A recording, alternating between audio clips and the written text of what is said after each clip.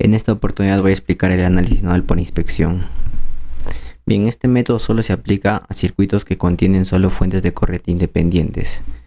Citando a Sadiku me indica, cuando todas las fuentes de un circuito son fuentes de corriente independiente, no es necesario aplicar la ley de corrientes a cada nodo para obtener las ecuaciones nodales. Se pueden obtener dichas ecuaciones por solamente inspección. Vemos acá vemos un par de circuitos que están formados por solo fuentes de corriente independientes. Bien, para empezar vamos a analizar un circuito de dos nodos desconocidos. Si nosotros formamos las ecuaciones tomando como nodo de referencia la parte inferior y etiquetando los dos voltajes nodales y utilizando la ley de Ohm en función de la conductancia, me va a salir estas dos ecuaciones nodales. Para determinar las variables, que en este caso serían los voltajes nodales V1 y V2, se utilizan matrices. En una matriz se colocan los coeficientes, en otra matriz se colocan las variables y en otra matriz se colocan los términos independientes. Bien, a la matriz de coeficientes que vemos acá, que está formada solo por conductancias, se le conoce como matriz de conductancias. Y como vemos tiene un tamaño de 2×2. Eso hace referencia porque son dos voltajes desconocidos. Bien, de la misma manera, cuando tenemos un circuito de n nodos desconocidos distintos al nodo de referencia. ¿Por qué? Porque el nodo de referencia ya se conoce cuánto voltaje nodal tiene, que es 0 voltios. Entonces no se le considera como un desconocido. Por eso dice distinto al de referencia. También se puede formar de forma directa la matriz de conductancias, la matriz de términos independientes y la matriz de voltajes nodales. Bien, ahora a lo importante, ¿cuál es el procedimiento para formar dichas matrices, no? Porque el objetivo es formar dichas matrices sin necesidad de formar las ecuaciones nodales previamente, es decir, de forma directa formar las matrices. Bien, acá he hecho una serie de pasos donde se tendrían que seguir, ¿no? El primer paso obviamente es etiquetar el nodo de referencia. Por análisis nodal estamos realizando dicho procedimiento. Luego sería etiquetar las tensiones nodales diferentes al nodo de referencia. Una vez que etiqueto me voy a dar cuenta de cuántos nodos desconocidos tengo, y ese número de nodos sería el tamaño de la matriz de conductancia. Luego voy a formar la diagonal principal de la matriz G. Solo se forma la triangular superior de la matriz G, y los demás datos o los demás elementos se completa por simetría. Luego formo la matriz I, que es la matriz de fuentes de corriente, pero solo se considera las fuentes de corrientes que entran al nodo. Y para los que tienen la calculadora HP Paint sería el último consejo, ¿no? Bien, ahora vamos a hacer unos ejemplos cómo se formarían dichas matrices. No sé cuál es la matriz de conductancias. Esta es la matriz de voltajes nodales, que son las variables que necesito determinar. Y esta es la matriz de corrientes.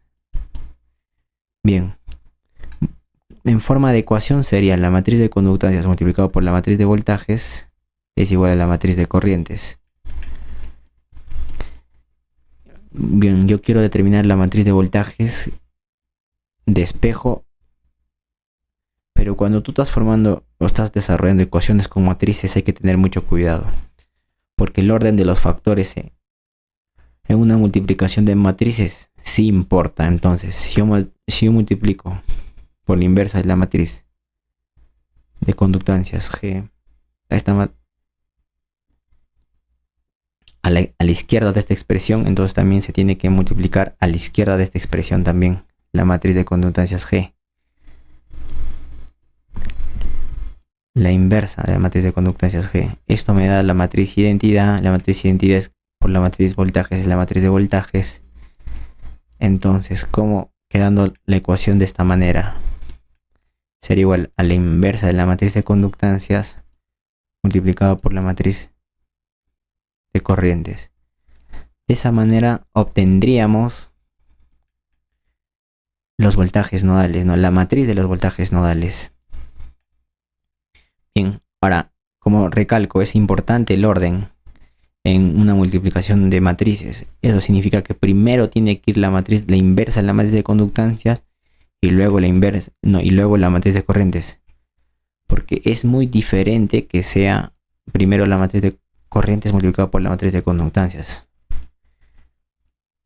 De eso no estamos hablando.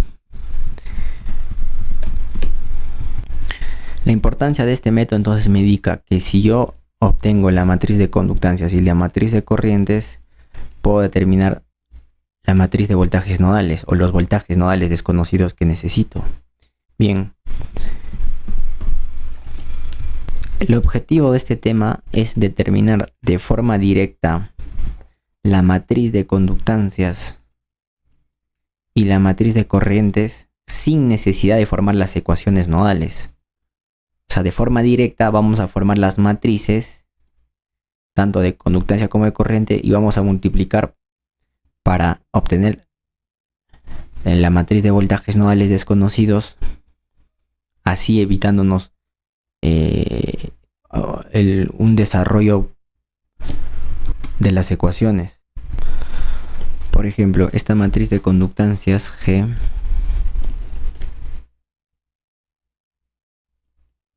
es con respecto a este circuito. Bien, en este circuito el primer paso fue etiquetar el nodo de referencia. Este nodo no se considera como desconocido ya que vale 0 voltios. Este voltaje nodal sí se considera desconocido, V1, y este voltaje nodal es desconocido, V2. Recuerda que la conductancia es el recíproco de la resistencia. En otras palabras, toda resistencia tiene conductancia. Entonces, si me refiero a conductancia, también me estoy refiriendo a resistencia. Bien, con respecto al nodo 1, ¿cuántas ramas están conectadas al nodo 1? 3 ramas, 1, 2, 3 ramas. Pero las que son conductancias, pero las que tienen conductancia solamente son 2 ramas, estas 2 resistencias de acá. Bien. Entonces, el primer elemento, vemos que una vez que sabemos que son 2 nodos desconocidos, sabemos que es una matriz de 2 por 2. Bien, una matriz, la diagonal principal es esta. Entonces, como me indica el libro, la diagonal para formar el primer término es la suma de las conductancias conectadas directamente al nodo 1 o al nodo 2, ¿no? Entonces vamos a formar mis dos primeros elementos de la diagonal principal. El primer elemento sería la suma de conductancias conectados al nodo 1 y el otro segundo sería la suma de conductancias conectadas al nodo 2. Entonces, en el nodo 1 las conductancias conectadas son R1 y R2, por lo tanto, ese primer elemento sería G1 más G2. O en otras palabras sería 1 entre R1 más 1 entre R1 más 1 entre R2, que sería lo mismo. Bien, y para formar el otro elemento de la diagonal principal nos vamos al nodo 2. Hay 3 ramas conectadas al nodo 2. 1, 2, 3 ramas. Pero las que tienen conductancia son solamente estas dos resistencias. Entonces, suma de conductancias conectadas al nodo 2 sería R2 y R3. Entonces sería 1 entre R2 más 1 entre R3. Que se puede expresar de esta manera también. Una vez que hemos formado la matriz de los elementos de la diagonal principal, solo vamos a formar ahora los elementos de la triangular superior de esta matriz, que sería solamente un elemento. esa matriz triangular superior, ¿qué se considera? Se considera el negativo, en este caso para una matriz de 2×2, al negativo de la conductancia entre el nodo 1 y el nodo 2. Entonces sería G2, ¿no?